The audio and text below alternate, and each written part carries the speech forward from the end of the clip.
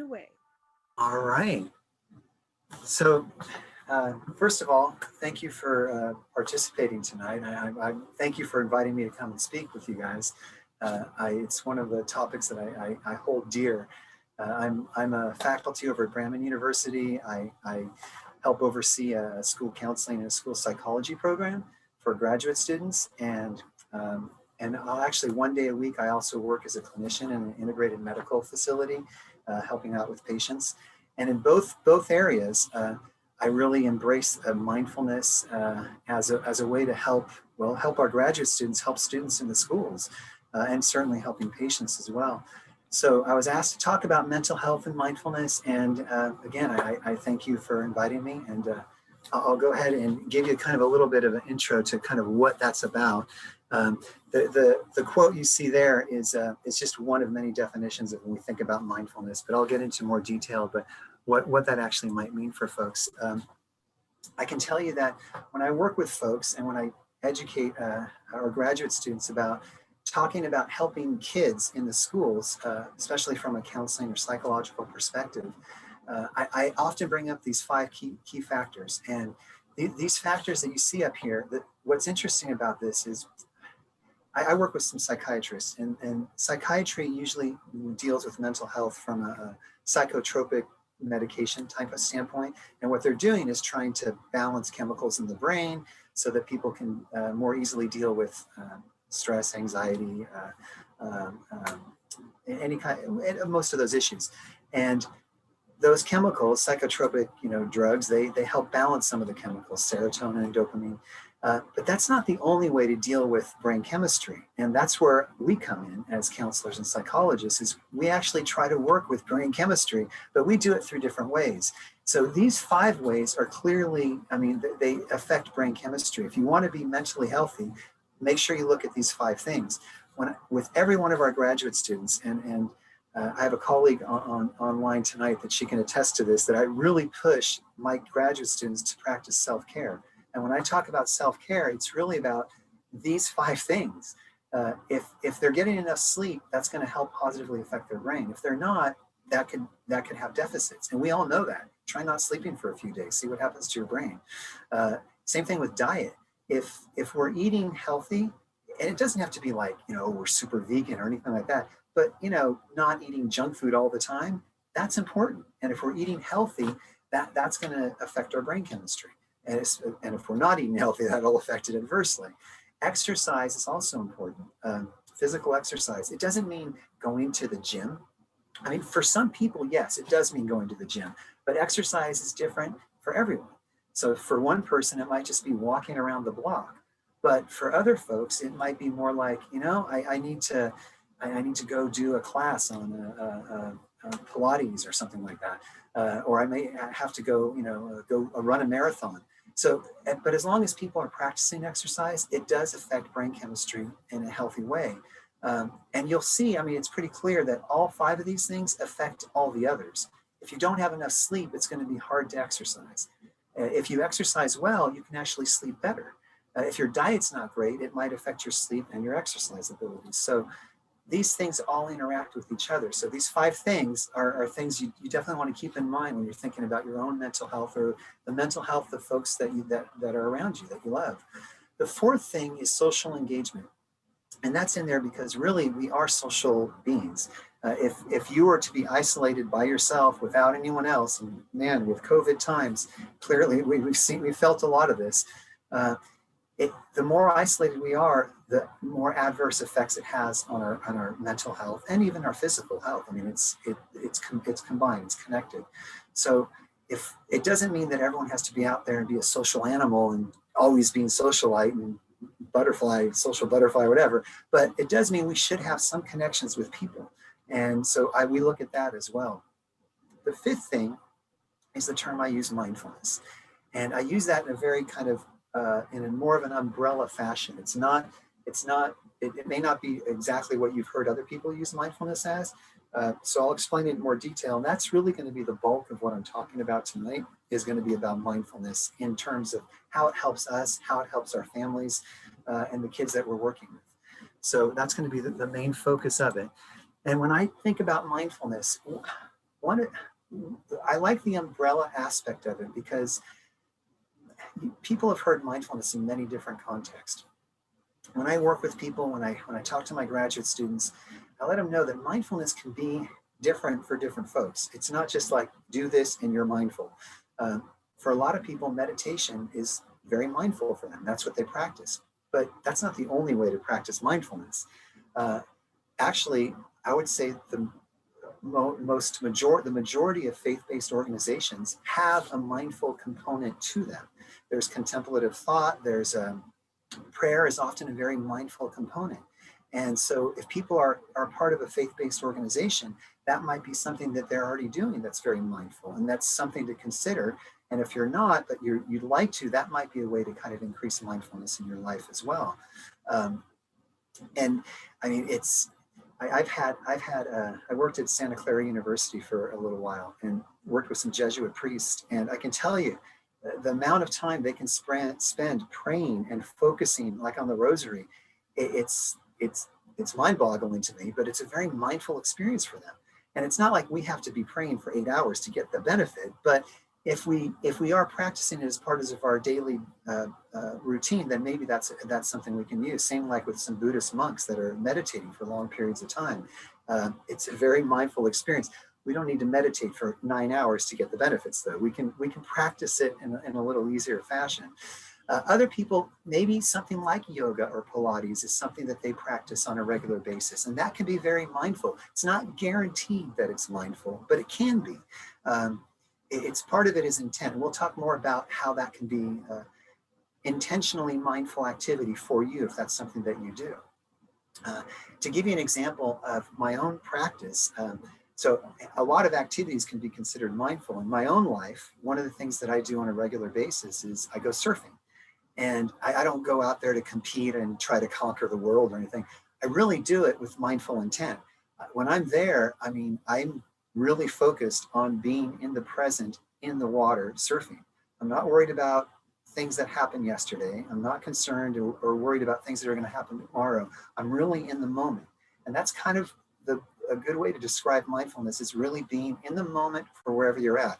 Whether you're practicing meditation, you're in the moment. If you're praying, in the moment. If you're doing yoga and you're really focused on that yoga pose or whatever that case may be, that's in the moment. And that's what mindfulness is about. So with that said, what I would ask is that in the chat box, if you just want to type in 1 or 2 things that you do that you think is a mindful activity, that's your Zen. Like surfing is my Zen. That really grounds me. I've never gone out and paddled back in and said, oh, I wish I didn't do that.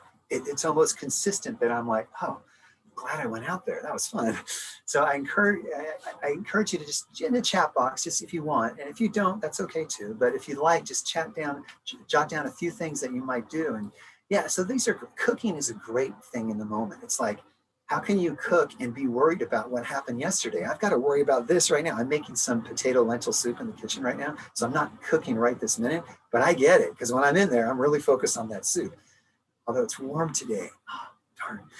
Washing dishes, yeah, activities can be very mindful for sure. Dancing can be a very mindful activity. It focuses on you being there in the present. So when you look at what folks have listed there, you know, walking, Pilates, when you look at that list, the idea is that not one thing is meant to be mindful for everyone. Some things work better for some folks. I can't expect everyone to paddle out and go surfing and think, oh, you're going to be all mindful and zenful. A lot of people are like, no, I'm scared to death. And that's, you know, so you can't have one thing fits all, but do look at a list like that and see maybe there is something on that list that you see on the chat box that maybe that you haven't tried that might be worth for you to try to actually introduce mindfulness into your life if you're not doing it right now already in some other activity. Or if you want to do more of it in a different activity. So tonight, what I'd like to do is I'd like to kind of start off with some of the basics of mindfulness. I'll go over some physiological aspects of it. I'll look at the psychological aspects of it. It's not you know, I'm not going to get into too much detail in it. I will talk a little bit how this relates with families, especially families with kids with disabilities. There's a lot of research out there, and I'll speak to as well. that deals with how mindfulness has helped kids in the schools dealing with various disabilities, ADHD, autism. I'm not going to say there's a wealth of data out there, but there's enough data out there that says we should be doing this. There's no evidence that suggests we shouldn't be doing this. So in my mind, that's like, we should be doing it. I'll talk a little bit about that. And then we'll actually practice it a little bit. I'm going to ask you to practice a little bit of mindfulness exercises. I'll go through a handful of these and show you how it can work and how easy it can be. The key word in that is really practicing mindfulness, though, because it's not about being an expert. It's about, in fact, usually when you see it, it's called mindfulness practice. It's practice because that's what we're always doing. We're practicing it. It's not about being an expert. I don't need to be the Jesuit priest at Santa Clara University or the Buddhist monk with my buddy up in Oregon State. That's not important. What's important is that we practice mindfulness intentionally for ourselves, and we encourage our families to do it. I'll speak a little bit more about that. And then from there, I'll just kind of talk about where we can go. I'll provide some resources. I believe that this PowerPoint will be made available to you all, so you can click on resources that I show you guys. And because there is a plethora of stuff out there on mindfulness. And the caveat I always say is don't spend money on it right away. Practice it for a while. There's enough free stuff out there to really get into it without having to spend a dime at this point. There are plenty of stuff out there that's very expensive, and there's some good stuff out there that's not too expensive. I won't go into any of that. I'll just go into, hey, practice it. Look what's free. And there's a lot of good stuff out there right now that we can use. We can share with our families. We can share with our students. We can share with our friends. Before I go into that part of it, is there any questions? You guys have any questions before I really kind of get started? You have any questions about, seems pretty straightforward. You guys are on it? Okay. Not see anything in the chat box, no electronic hands, so I'll go with the next step here. Okay, so physiologically, again, this is real. I know this picture is pretty rudimentary. I'm not asking you to. We're not going to do brain surgery or brain science, but I'll speak a little bit about some of these aspects of the brain, and you'll have recognized some of these things. Obviously, you've heard about the amygdala. That's kind of the brainstem.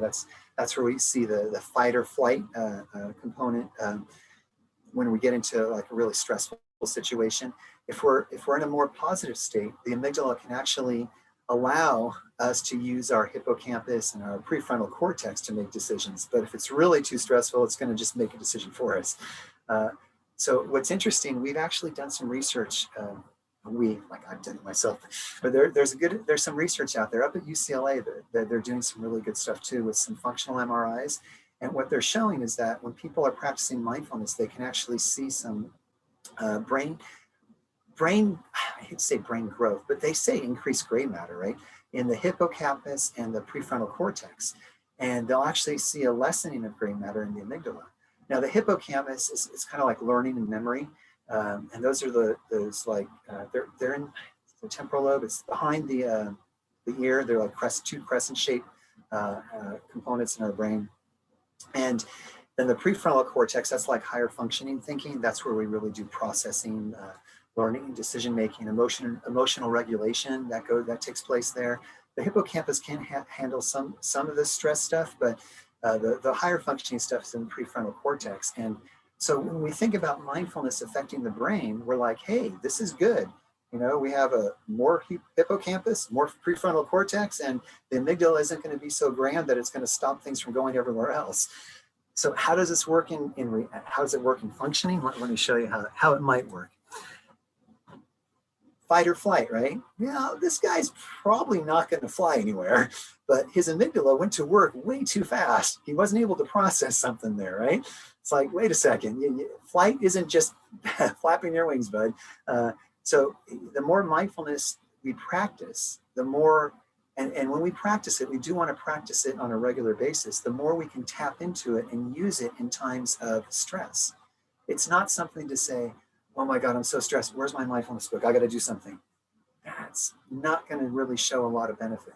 What's going to show benefit is if you practice it regularly, you can tap into it and then you can use it to help with the situation. And I'll speak more to that as well. Um, so from a psychological standpoint, I use Maslow's hierarchy, and I understand Maslow. You know, a lot of you may have seen this hierarchy of needs, and it's like, yeah, there's questions about validity, reliability. Is that really a true hierarchy? I mean, I understand all that, but for the purposes of what we're talking about, it'll work. But so will other hierarchy of needs as well.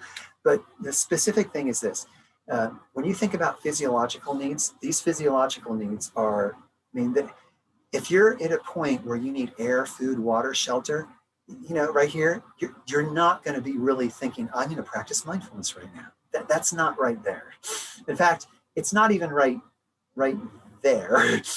It's not even the safety needs. It's like, you know, if you're concerned about your safety, you're concerned about your well-being right away, it's not a time to say, oh, I need to practice mindfulness right now. However, in both these situations, if you look above and you see, you know, above, you're looking at loving and belonging, anything above that. If you're practicing mindfulness in a point where you're doing okay, where your physiological needs are okay, your safety needs are okay, and I know it's not an either or, it's a lot of times it's mixed, but if it's okay and you're practicing mindfulness on a regular basis, then indeed, when you're dealing with a physiological need and you're like really stressed because, oh my gosh, I don't have enough, you know, money for rent right now, or whatever the case may be, you can actually incorporate mindfulness to take it down a notch, to get that. It actually can help lessen the possibility of a panic attack. It can help lessen the anxiety associated with certain things that might be associated with physiological needs. And same with safety. If you're practicing mindfulness on a regular basis and all of a sudden you're like, okay, I'm not feeling safe. There's something about this environment. It feels dangerous. And okay, let me just breathe. And we've heard this before, right? Just breathe, right? That's mindful. And breathing can help take it down a notch. It's not a cure for all. Mindfulness is not a cure for anything by itself, but it's part of the puzzle. And if you look at the 5 things, it's a big part of one of those 5 things. So if we practice it, it can help take down anxiety a notch. It can help take down depression a notch. It can help people to focus. It can help kids to focus. It can help them to get into a space where they can be in a better space to learn. But only if we practice mindfulness, not if we just do it randomly. That's not going to be nearly as effective. So let me get into specifically, you know, I'll share this site with you as well. But when you think about, and I use this site as just one example. There are plenty of activities for mindfulness and plenty of activities for kids specifically. And when you see those activities, try not to think about it as, oh, well, that's not going to work with my kid, because that may be the case, but it doesn't mean another one of these activities won't work with your kid.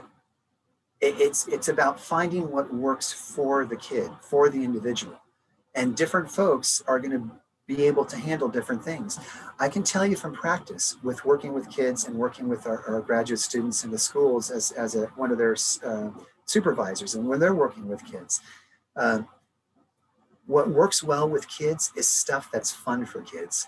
And if you make it entertaining for them, they're more likely to want to practice it. One thing that's not on this list, but I can tell you it's a really good mindfulness exercise for groups of kids, even 2 kids.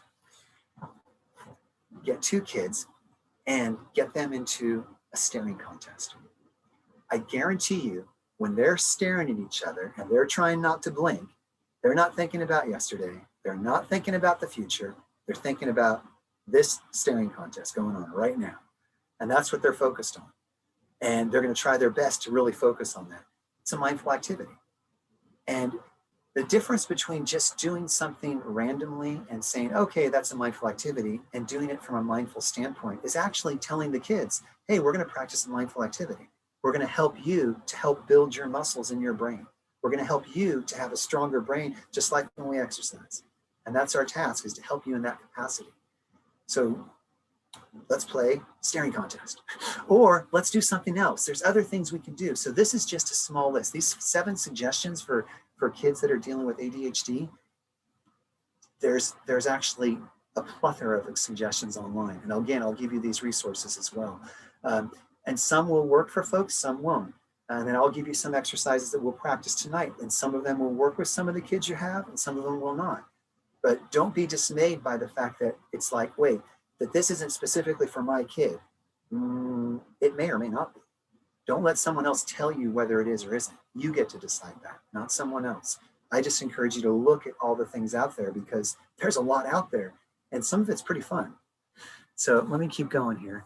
And I will, yeah, just so you all know, I'm not just making this stuff up, all right? There is some research on it. In fact, this slide itself is probably one of the things I really emphasize heavily for all of our graduate students in school counseling and school psychology, because there is some really good curriculum in the schools for mindfulness. One of them is from Goldie Hawn. It's the Hawn Foundation up in Ventura, and her foundation developed this mindfulness curriculum for schools. And when schools adapt it, it's really school-wide. It's from teachers and students and staff of the whole, and the families. When they do that, the research is pretty good about the number of disciplinary problems in the school going down, the number of attendance issues going down, and I can't speak directly to test scores on that research, but I'll speak to more about that later. But there is definitely some good data to support mindfulness in the schools. One of the difficulties is a lot of mindfulness stuff out there, it's really good, but a lot of it does kind of emphasize the Eastern philosophical thought. And sometimes that's very threatening to folks in the States. And some counties and some boards, school boards, are a little averse to saying, you're not doing that in my school. And we've had mindfulness curriculum taken out of schools because school boards were scared of what they were doing with their kids. Like, you're teaching my kid to meditate? No.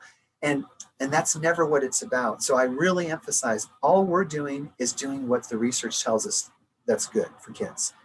And the research, this is by far not just the only place to find research. These are the 4 places that I've recently gone to find research. There's stuff everywhere. University of Massachusetts, in fact, that quote I got initially, I think that was from University of Mass. I just tweaked it a little bit. University of Oregon's doing some good stuff. In fact, I had a faculty at Stanford where I got my doctorate. He left Stanford, went and studied in the Far East, and then went to Oregon, and he actually introduced me to mindfulness while I was at Stanford as a practitioner. And I was like, wow, that's great. And so he's at Oregon, he's doing some great stuff there.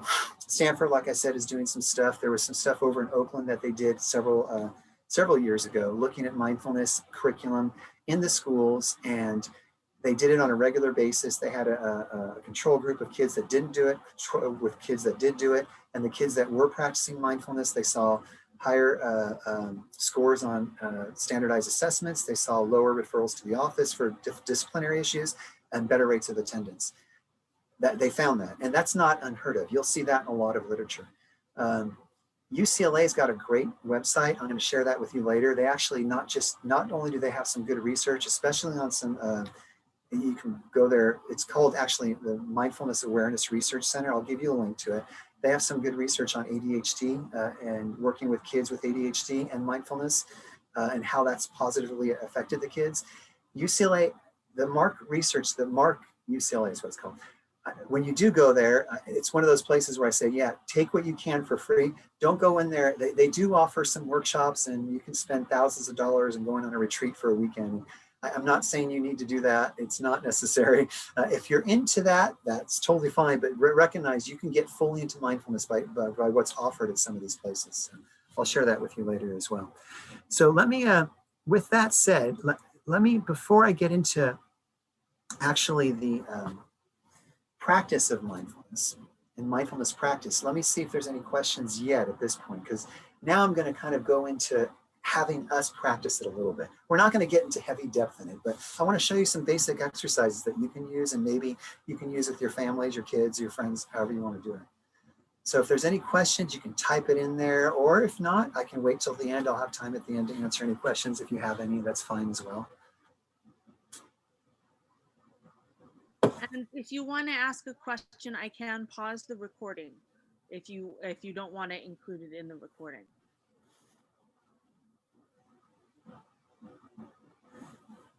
And if you want, you can always jot in the chat box and I can answer it later too. That's totally fine as well. So don't feel compelled to ask any questions right now. It's totally fine. But let me talk a little bit about this definition. Like I said, there's plenty of definitions. I like this one because of what it did with mindfulness, as what I've told you before is intent. It's like we're going into it knowing we're going to practice mindfulness, as opposed to just mindlessly doing something. And in fact, I like the way this is shown as an opposite, because if someone were to tell me, I really like to watch videos and I really get into that situation, it could be a mindful activity. It doesn't mean sitting on the couch watching a movie may not be mindful. It could be, if your intent is to make it such. If you're just gonna zone out and watch a movie and not think about much, that's probably not mindfulness. And with that said, it's really tough to be fully in the present, even when you're watching a movie for like 2 hours. It takes practice. A lot of us, I can do mindfulness, for like 10 minutes, 15 minutes, and then my mind just wanders so much. It's hard to get back into it. And when I'm surfing, I certainly practice it when I'm surfing, but there are times when I'm surfing where it's not being practiced. So it doesn't mean it can't be done. So a mindless activity doesn't mean it can't be mindful, but there does need to be some intent involved in it. Otherwise, yeah, and that's okay. There's nothing wrong with mindlessness too. We all need that time as well. So don't get me wrong. I'm not trying to downplay the couch potato here. That's totally cool. But definitely one involves practice. And that's why I put this here, because if you're not practicing it, it's probably more mindless, which is fine. That's okay. So when I talk about practicing mindfulness or mindfulness practice, I just explained to you a little bit about how sometimes it's hard when you're focusing on something, whether it's watching something, walking, washing dishes, even driving. How many of you have ever driven and like 10 minutes down the road, you're like, oh my gosh, how did I get here? I don't even remember driving for 10 minutes. What happened? It happens to us all. And we just, these thoughts, and all of a sudden we don't even know what's going on. And when we're practicing mindfulness, it's very often, you might be practicing mindfulness and then 5 minutes down the road, you're like, oh, wait a second, I'm supposed to be doing mindfulness. And I got on this thought. It's actually okay, because here's what those functional MRIs also show us. When you're focusing on mindfulness activity and then you kind of drift away, and then you're like, oh, wait, let me go back to listening to this or practicing this yoga stance or doing this mindful activity. When you go back to it, we see neurological connections being formed in the brain at that exact moment. And that's with functional MRI. So it's pretty cool. So it's like, even when you're practicing it, it's not like you can do it bad. In fact, if you feel like, oh, I can't do this at all, you're actually probably doing it pretty good. So just keep practicing. The idea is it's mindfulness practice. Keep practicing. And if the more we can pay attention to what we're doing and how long we're doing it, the easier it is for us to kind of really focus on being mindful. It's like, okay, I'm going to focus and pay attention to my breath. I'm going to focus and pay attention to what's in front of me on the, in my vision, or what I'm smelling, or whatever the case may be. And the time you spend on that, that's the mindful component. It's not just doing it briefly. It's like, okay, I'm going to do this for some time and focus. And I'm going to just bring the energy level down a second. Okay, so let's practice. You guys ready? You guys ready to practice? Yeah, okay. I'll assume I saw some electronic thumbs up. That's good. Oh yeah, that's right. I actually oftentimes I tell people it's like training for a sport, right? No one's really good at a sport without practicing. It's the same thing with mindfulness. And exercise the brain. I say make it fun, and I say it'll last longer, especially for kids. Adults, we can actually do things like meditate and do prayer and things, and we can force ourselves to do it, and we can still do it. We have a little bit of some, not all of us, but some of us can do that a little easier. But if it's funner, it'll last longer for kids, especially. But for adults too. Surfing is pretty fun, so I don't have any problems with that. All right, so here's the first thing we're going to do. I'm gonna use some what I call, well, they're called singing bowls, and I'm gonna create a sound. And for your task for this practice, what I'm gonna ask you to do is just sit comfortably, and you're just gonna listen to a sound. And I have a, you may have seen, stuff like this. This is your standard singing bowl. It's kind of copper, and I can move this around it. It'll kind of form its own sound. It's really nice. I got this one. It's handmade. I like it, but that's not the one I'm going to use. I'm going to use this crystal one that I got because it's a lot louder. And for the purposes of online, I think this will sound better. I just warn you, if you hear a howling after I'm doing this, that's not the bowl itself. It actually may be my dogs. So that's neither here or there. What I want you to do is focus on the sound of this. So when I start to do this, what I'd like you to do is just breathe regularly, focus on your breath. And then you don't have to breathe heavily, just breathe regularly, focusing on your breath, air going in to your lungs, air leaving your lungs. You can lower your glance, close your eyes if you're comfortable. And when you hear this, just listen to it as long as you can. And when you can't hear it anymore, then just like raise your hand or raise your electronic hand and let us know that you can't hear it anymore. It will be a little loud, it'll vibrate for a while, but just listen to the tone and try to really listen to what it sounds like. It's hard, I know, online, but you should be able to get a good sense of it.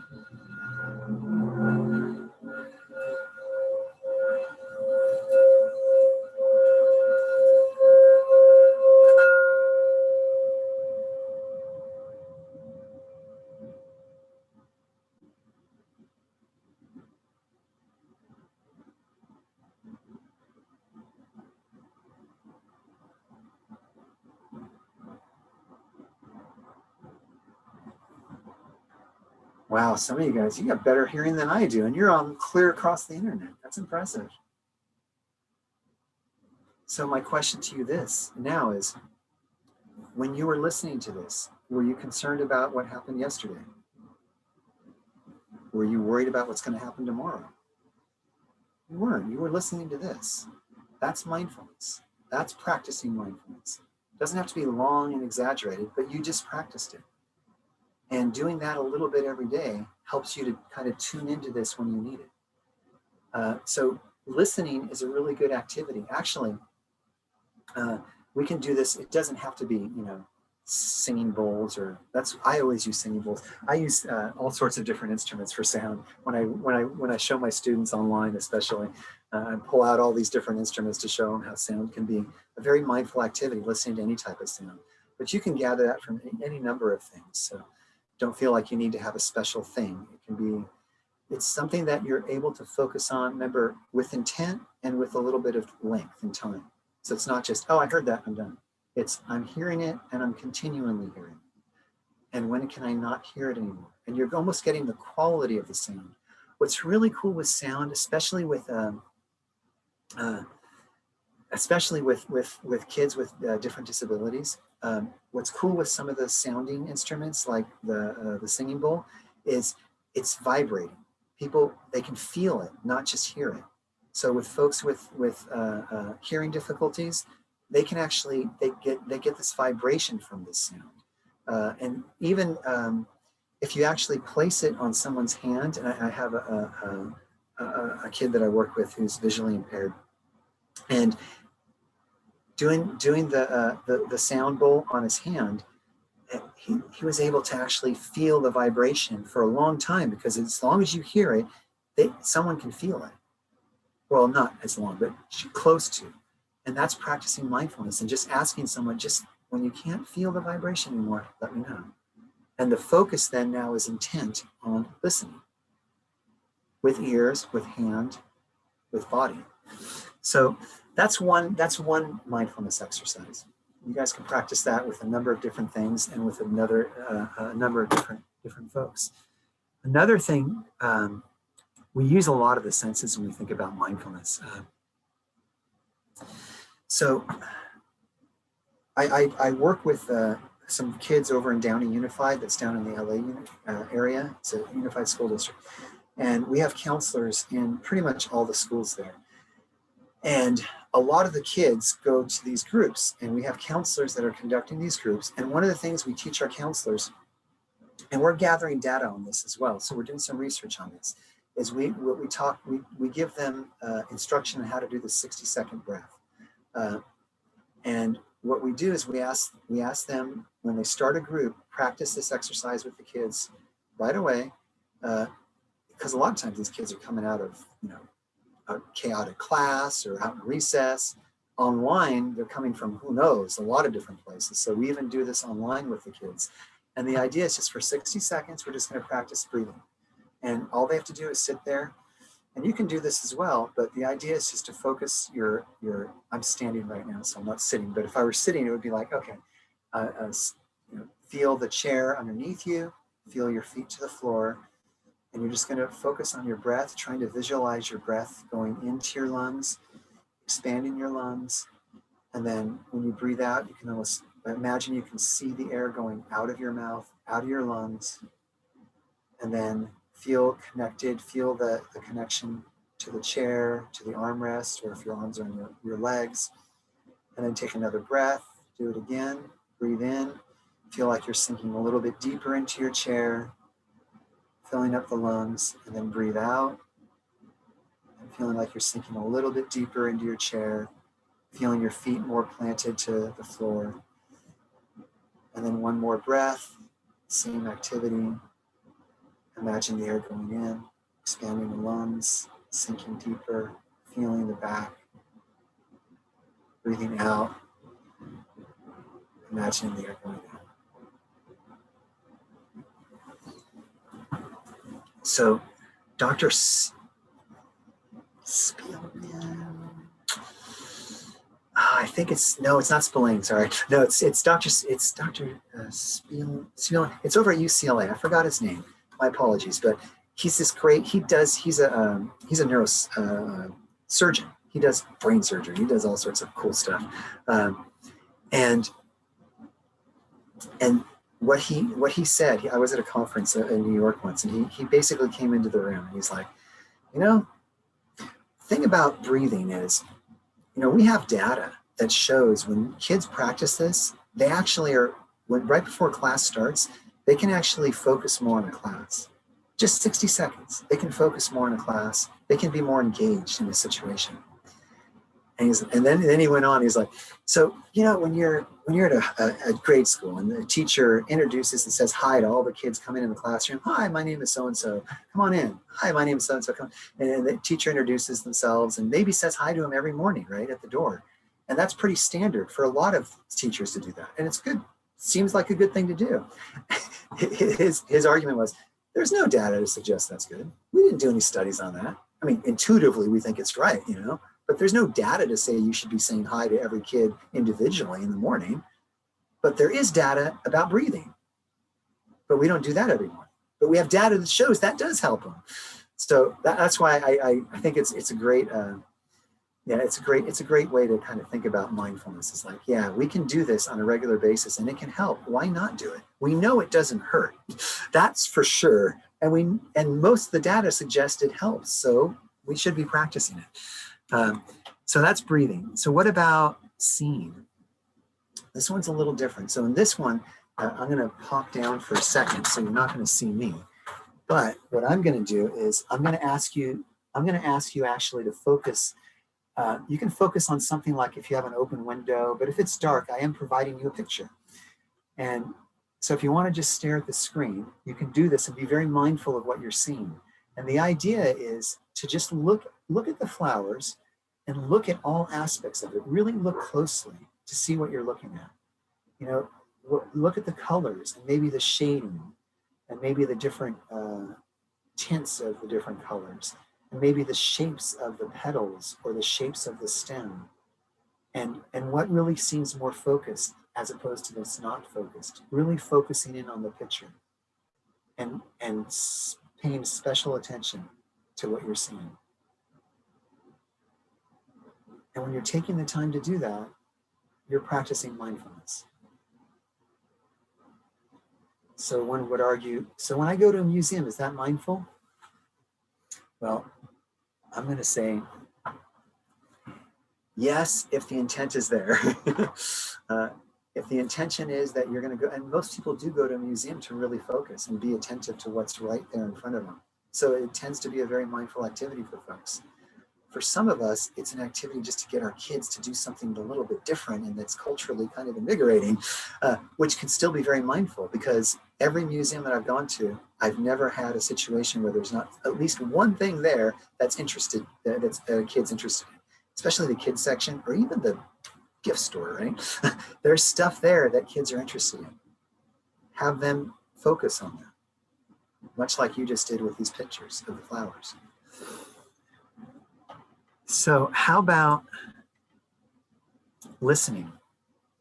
Oh, wait, where did I go from? Did I actually did we do all our exercise? I think we did. So we're going for where we're going from here. So here's my suggestion to you all. I mean, we practiced a couple things. You did some exercises. The listening one you did with the sound of the singing bowl, and that's something you can do. But this is what I'm gonna say, and one of the things I want to really encourage is that if you have kids and you're working with kids in a school or anywhere you're at, really try to mindfully listen to what they're saying. And I say that as a psychologist and as a counselor. It's pretty rare that I can't show you because I can't show my full screen. I don't get down at an eye level with the kid that I'm talking to and really try to make sure they know I'm listening to them. And that's like one of my gifts. And I say it to all our graduate students in psych and counseling, is that's really a gift, to be able to focus and really listen to what they're saying and give them that benefit of that. It goes a long way for them to feel heard. And practicing mindfulness like that, when you practice it like that yourself, then you're actually modeling that for other folks. And that's what we really want to do, is we want to model that to the kids that we're working with. So, and it doesn't just have to be with kids. You can do this with your partner too. I mean, just sitting there, I mean, I've done couples counseling before, and it's not uncommon to have one person just sit and listen for 2 minutes. Don't say anything, just listen.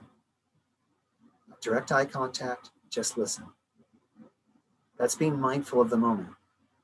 And if we practice that, we're modeling that for everyone else around us. And I know it's not something we can do all the time, but the more we can practice it, it's going to be healthier for us and for the folks around us. So I would say definitely practice mindful listening on a regular basis. Mindful breathing.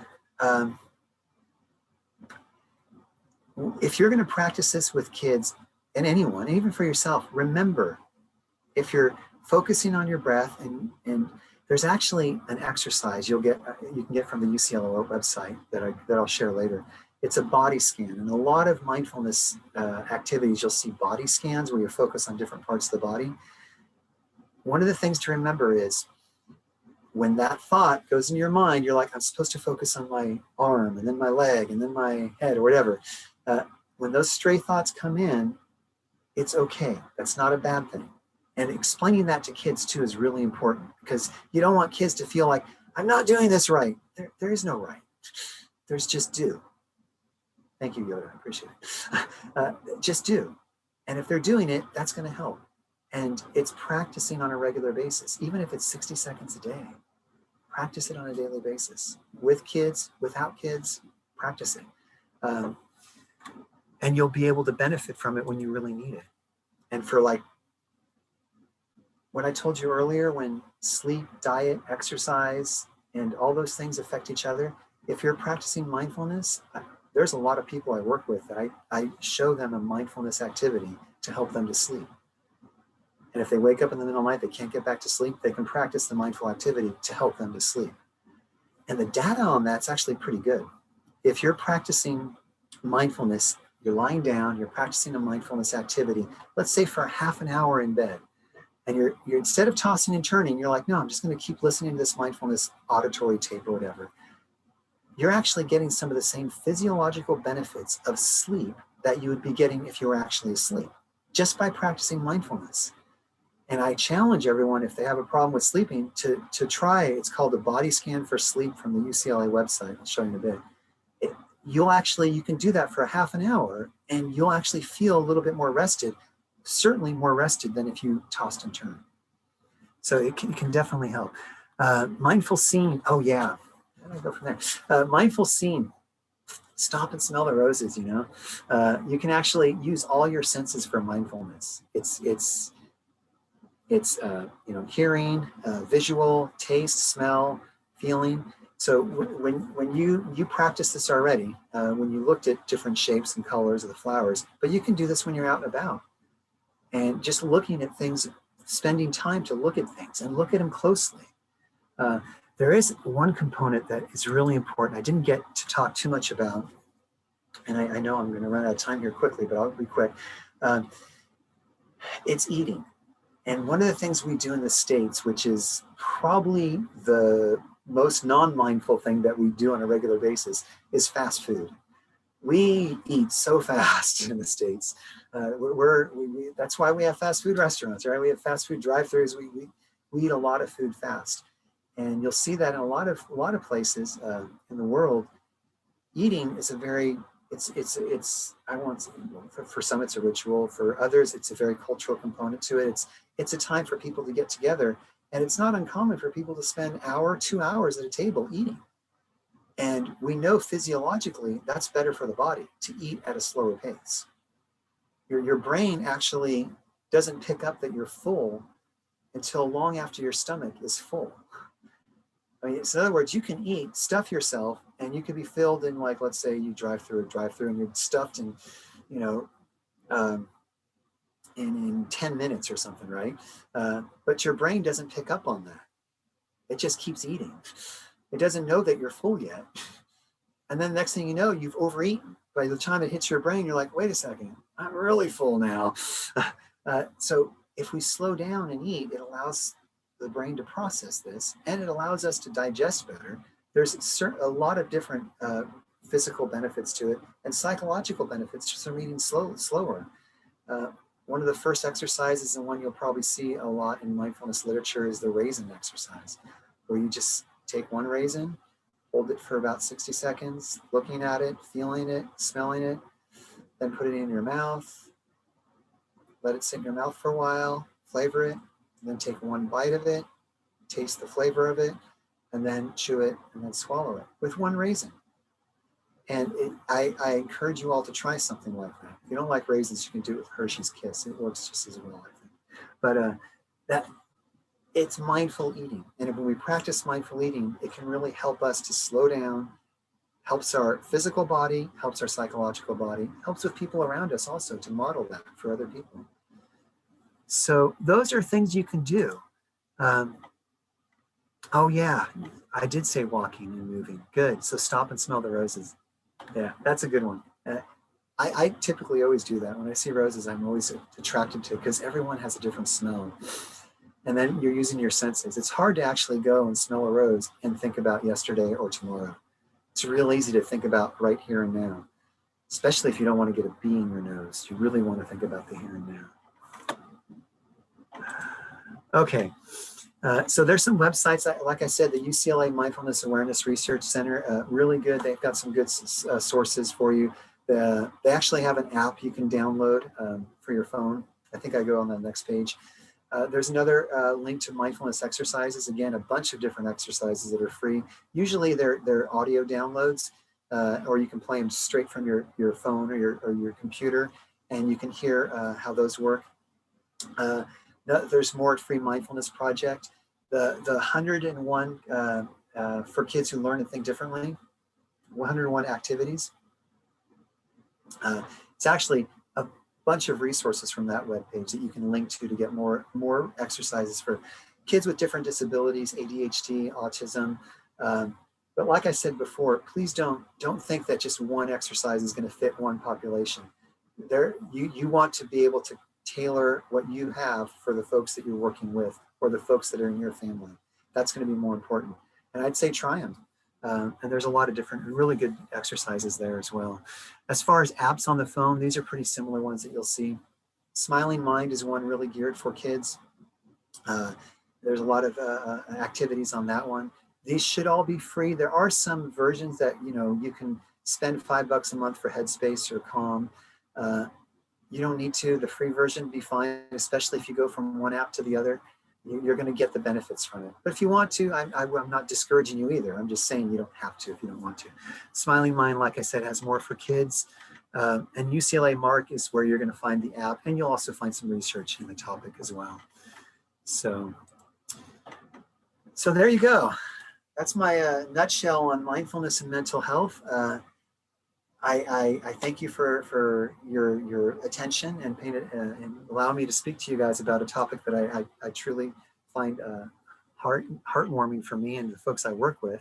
And if you have any questions, now is a good time to ask. If you haven't, I see there's a lot of stuff in the chat and I wasn't able to read it. So if there's any questions in there, I'm more than happy to ask them. Oh, you have some good resources in there. That's great. Okay, I'm gonna Yeah. stop the recording so Okay. that people can freely ask questions. Sure.